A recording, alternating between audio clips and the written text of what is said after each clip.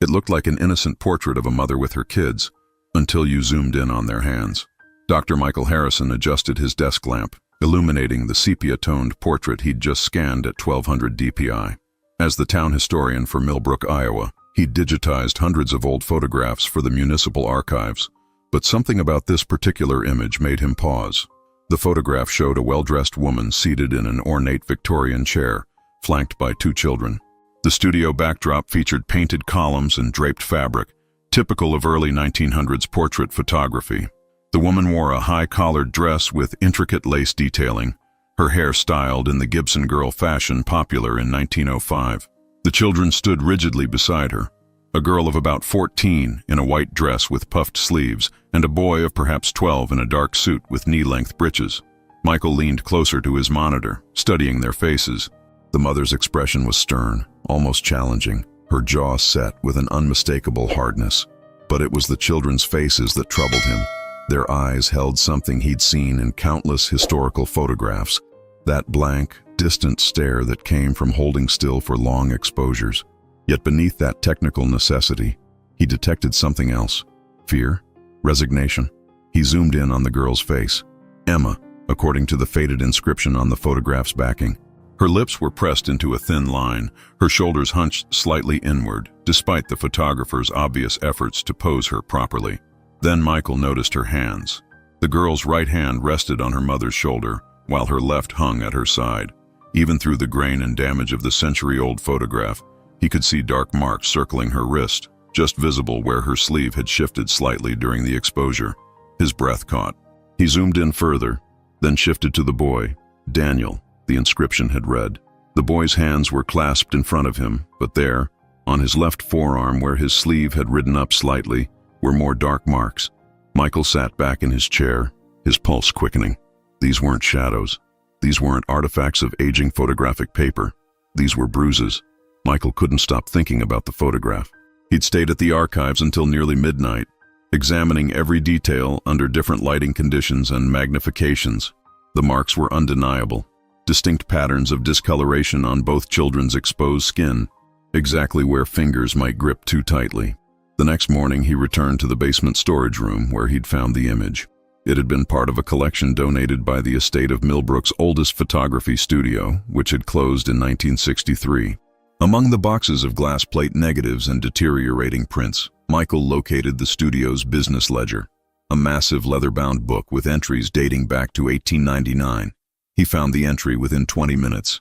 November 14, 1905, portrait sitting. Mrs. Catherine Brennan and children. Full plate format. Payment, $350. Catherine Brennan. Now he had a name. Michael pulled out his laptop and began searching through digitized census records. The 1900 census showed Catherine Brennan, age 26, living on Maple Street with her husband, Thomas Brennan, a foreman at the lumber mill. No children listed yet. The 1910 census was more revealing. Catherine Brennan, now 36, head of household. Occupation, seamstress. Living with her were Emma Brennan, 19, and Daniel Brennan, 17. No husband listed.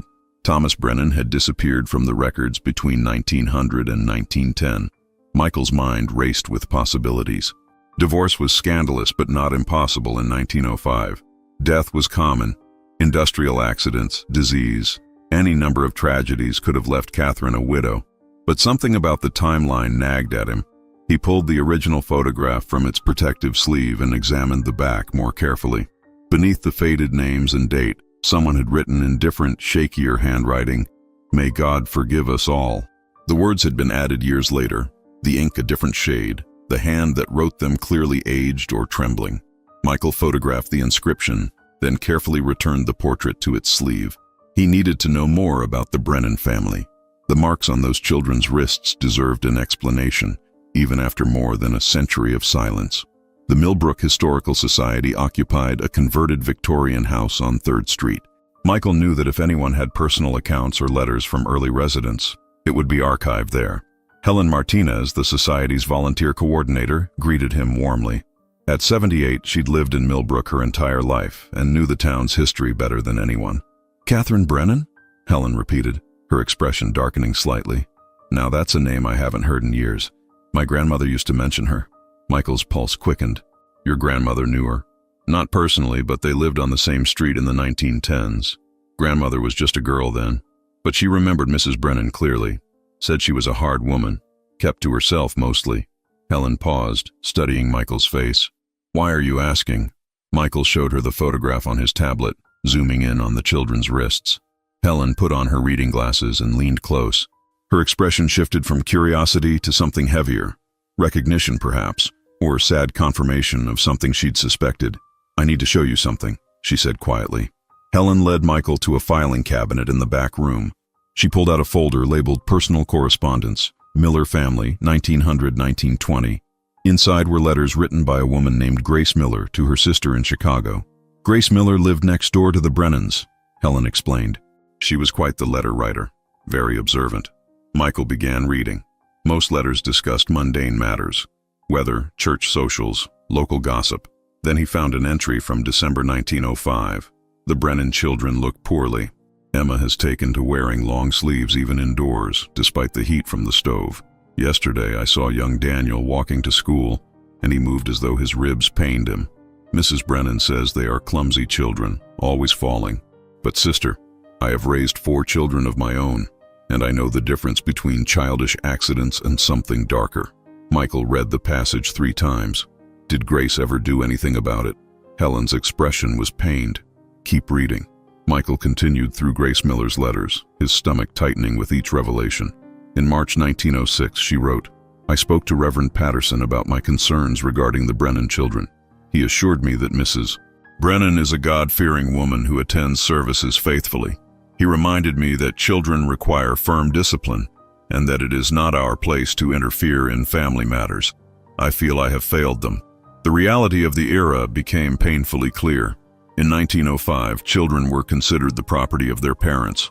Corporal punishment was not only accepted but encouraged as proper child-rearing. The concept of child abuse as a crime didn't exist in any meaningful legal sense. Even well-meaning neighbors like Grace Miller had no authority, no agency, and no legal recourse to protect children they suspected were being harmed. Michael found a letter from July 1906 that made his hands shake. I encountered Emma Brennan at the general store yesterday. She is now 15 and has grown tall, but so terribly thin. When she reached for a bolt of fabric on a high shelf, her sleeve fell back. Sister, her forearm was covered in marks, some fresh, some faded to yellow. Our eyes met, and in that moment, I saw such profound sadness that I nearly wept. But what could I say? What can any of us do?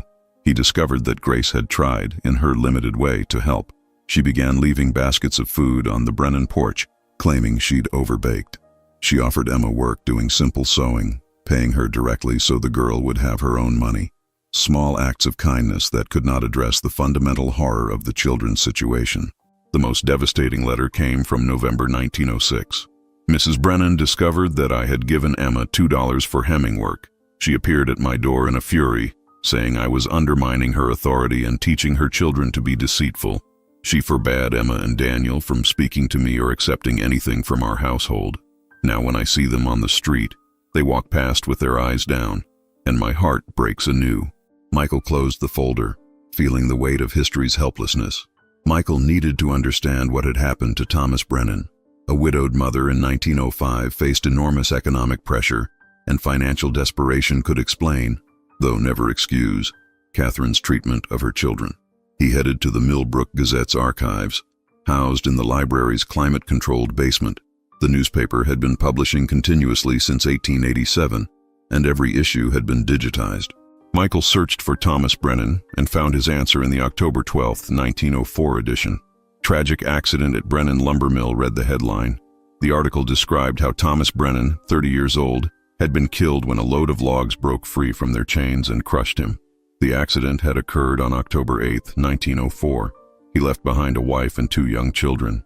Michael sat back, piecing together the timeline. Thomas died in October 1904. The photograph was taken in November 1905, just over a year later. The bruises on the children's wrists suggested the abuse had been ongoing for some time before the portrait was made. He found a follow-up article from October 1904 about Thomas's funeral. It mentioned that Catherine Brennan was overcome with grief and that the lumber mill's owner, Mr. Harrison, had started a fund to support the widow and her children. The community had rallied around the family in their time of loss. But something caught Michael's attention in a brief news item from June 1904, 4 months before Thomas's death. Thomas Brennan, foreman at Brennan Lumber Mill, appeared in court Monday regarding a dispute with mill owner Robert Harrison. The matter was settled privately, and no charges were filed. What kind of dispute? Michael searched for more information but found nothing. Court records from that era were spotty at best, and whatever had happened between Thomas and his employer had been resolved without leaving a detailed paper trail. He returned to the death notice. The article mentioned that Thomas's brother, James Brennan, had traveled from Des Moines to attend the funeral, but made no mention of James offering to help his widowed sister-in-law and niece and nephew. The isolation of Catherine and her children was becoming clearer. A widow struggling financially, cut off from extended family, bearing her burdens alone. Michael's next stop was the Millbrook School District's administrative office. School attendance records from the early 1900s were incomplete, but the district had preserved some teacher logs and report cards in their historical collection. The assistant superintendent, Patricia Chen, helped him search through boxes of fragile documents. They found Emma Brennan's records first, a thin file containing report cards from 1903 to 1908. The academic records were exceptional. Emma had received top marks in reading, writing, arithmetic, and deportment through 1904. Her teacher, Miss Sarah Whitmore, had written in September 1904, "Emma is a bright and diligent student who shows particular aptitude for composition. She would benefit from advanced studies if circumstances permit." But the records from 1905 onward told a different story. Emma's grades had dropped precipitously. By spring 1906, she was barely passing. More telling were the attendance records. Dozens of absences marked illness or family obligations. Michael found a note from Miss Whitmore dated March 1906, addressed to the school board. "I am concerned about Emma Brennan's continued absences and declining performance. On the occasions when she does attend school, she appears exhausted and withdrawn. I have attempted to speak with Mrs. Brennan about these concerns, but she insists Emma is needed at home to help with sewing work and that academic achievement is of secondary importance for a girl. I fear we are losing a promising student to circumstances beyond her control." Daniel's records were similar. The boy had been an average student through 1904, then began missing weeks of school at a time starting in early 1905. A teacher's note from October 1905 read, "Daniel Brennan returned to school today after a 3-week absence. He claimed he had been ill, but he flinched noticeably when I touched his shoulder to guide him to his seat. His explanations for his injuries are inconsistent and rehearsed." The final document in Daniel's file was a letter from the school principal to Catherine Brennan, dated May 1906. "Due to Daniel's continued absences and failure to complete required coursework, we must inform you that he will not be promoted to the next grade." There was no record of Catherine's response, but Daniel's attendance ceased entirely after that letter. Michael returned to the census records, this time looking for economic clues. The 1910 census listed Catherine's occupation as seamstress, with Emma also working as a seamstress's assistant. Daniel's occupation was listed as mill worker. At just 17 years old, he'd followed his dead father into the lumber industry. He found Catherine's business advertisements in the Millbrook Gazette classifieds. Starting in late 1904, small notices appeared weekly: fine sewing and alterations, Mrs. C. Brennan, reasonable rates, Maple Street. Michael cross-referenced these advertisements with the town's economic records. The lumber mill had reduced wages in 1905 due to a regional economic downturn. Prices for basic goods had risen while working families' incomes stagnated. For a widow trying to support 2 children on sewing income alone, the financial pressure would have been crushing. He found a record of Catherine applying for charitable assistance from the Ladies' Aid Society in January 1905. The application had been denied. The Society's notes indicated that Catherine was capable of working, and that assistance should be reserved for those who were elderly or infirm. In the Historical Society's collection, Michael discovered something that made the picture even clearer: a ledger from Thornton's General Store showing the Brennan family's account. Starting in November 1904, shortly after Thomas's death, Catherine had begun buying on credit. By 1906, she owed the store $47.35, equivalent to roughly 3 months of her sewing income. The economic desperation was real and documented, but Michael knew that poverty, while it might explain stress and hardship, could never justify what those bruises represented. Thousands of families faced similar struggles in early 1900s America. Most didn't leave marks on their children's wrists. He found one more document that shifted his understanding, a property record showing that Catherine had sold the family's house on Maple Street in August 1907. The sale price was $380, and the buyer was Robert Harrison, the lumber mill owner who had employed Thomas. After the sale, the Brennan family disappeared from Millbrook's records entirely. Michael spent 2 weeks searching for any trace of where the Brennans had gone after leaving Millbrook in 1907. He searched census records in neighboring counties, checked passenger manifests for trains heading to larger cities, and contacted historical societies throughout Iowa and neighboring states. He found nothing until he expanded his search to Illinois.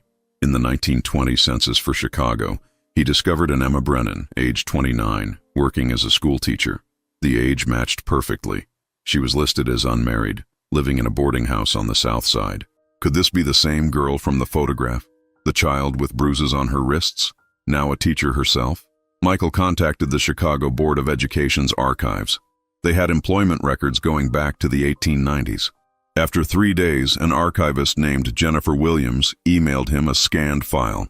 Emma Brennan had been hired by Chicago Public Schools in September 1918. Her employment application included a brief autobiographical statement required of all teachers at the time. Michael's hands trembled as he read it.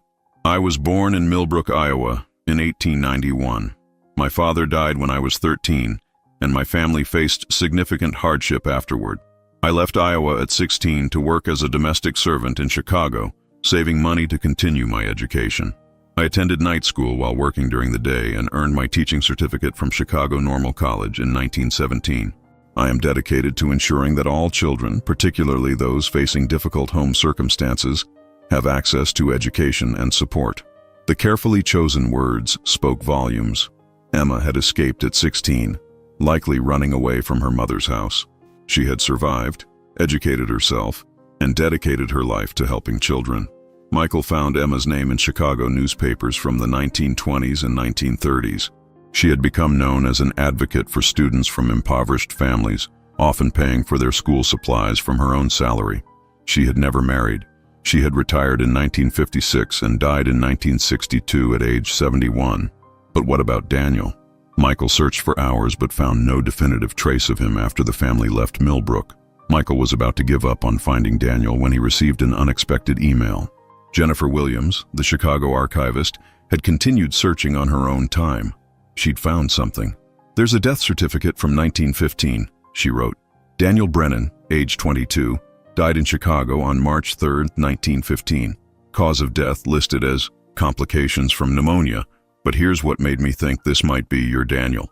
The informant who provided information for the death certificate was Emma Brennan, listed as his sister. The address she gave was the same South Side boarding house where she was living. Michael's heart sank. Daniel had died at 22, just 8 years after leaving Millbrook. He requested the full death certificate and hospital records if any existed. The records arrived a week later. Daniel had been admitted to Cook County Hospital on February 28, 1915, suffering from advanced pneumonia. The attending physician's notes mentioned patient's generally weakened condition and evidence of past physical trauma, including poorly healed rib fractures. The injuries from childhood had left their mark, literally, on Daniel's body.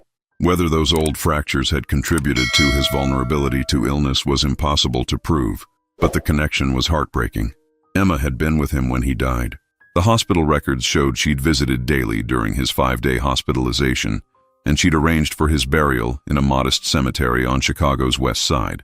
Michael found one more document, a brief obituary Emma had paid to have published in a small Chicago neighborhood newspaper.